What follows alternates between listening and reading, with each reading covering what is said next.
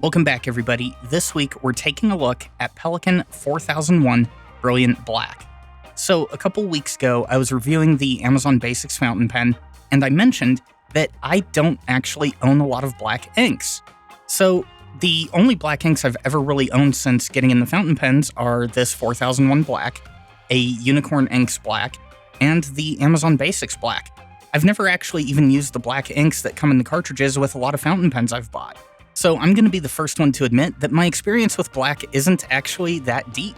And as such, I'm going to have to be grading it on that curve.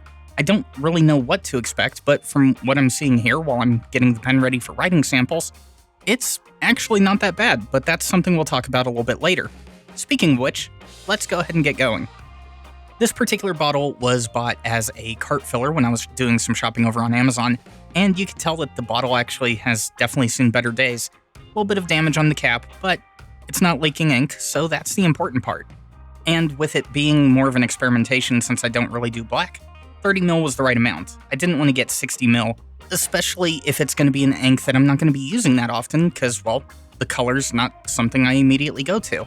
But even in the bottle, it still has a nice, classic, pleasing look. And I really do like that the information is stamped on the bottom of the bottle, especially if I ever repurpose this as a shot glass or, well, anything of that nature. I like having the information of exactly how much capacity it's going to have, because once the ink is gone, the label's going to be gone too. But let's go ahead, take out our Endless Works notebook, and take a look at this ink. So the first thing you're going to notice, the color profile you're going to get here is a medium gray that fades into I would say it's a medium black. It's not necessarily a dark black, at least like from the samples I've seen of some of the Noodler's blacks, but it is still a good black ink in its own right. And when we look at the ink blot here, you can really see the color profile from the lightest to the darkest. So if you're using a pen that's coming out a little bit drier, you're going to see more of a light to mid gray, and not necessarily something that could be called black. But if you have a pen that's going to get a lot of ink on the paper, then you're going to see a lot more of the darker tones. And the dry time is definitely something that is pleasing about this ink. So we're almost dry by 10 seconds, but by the 15-second mark, even out of a wet broad nib from Pelikan, we are completely dry. And that's something I would like to see because black is supposed to be a workplace ink, and I think that would actually qualify this one for that purpose. And out of the pen, we're definitely seeing good workplace performance.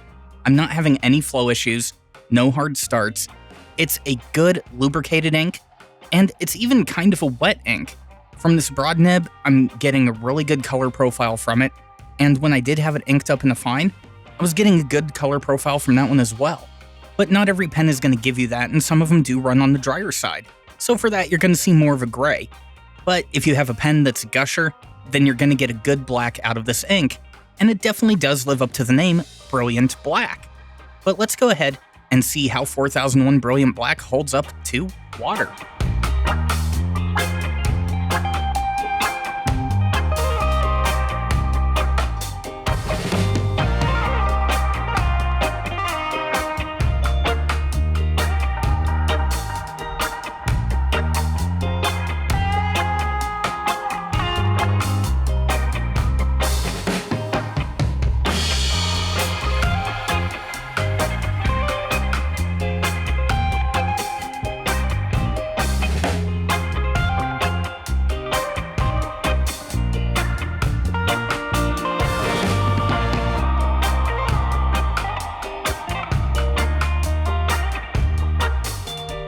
Alright, so after 5 minutes of real-time soaking, we've got a very good workplace performance here.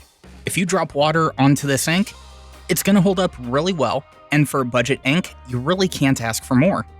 But like I said at the beginning, I'm really limited when it comes to black inks in the fountain pen world, so this one I really have to judge off of what I saw here during these tests. And with water resistance, at least the water resistance we got here, the flow that I was getting from both of the pens I had it inked up in, and the overall color, then I've really got to give credit where credit is due, and this is a good budget ink. The price is right, the shade is right, the water resistance is on point, and for a black ink, it actually makes me want to use it. It doesn't feel boring, it actually has enough color depth that it can be more than just a boring black ink. So if you find yourself pen shopping and you just need that little extra to push you over the edge on your shopping cart, consider picking it up. The worst you can do is have a good black ink to address letters with or whatever the case may be. Or fill out a census form. I hear that's a thing that's going on. But that's going to do it for this video. Subscribe to the channel if you haven't already. Check the social links down below to follow the channel on Twitter and Instagram. And maybe consider supporting the channel over on Patreon. I'll see you next week.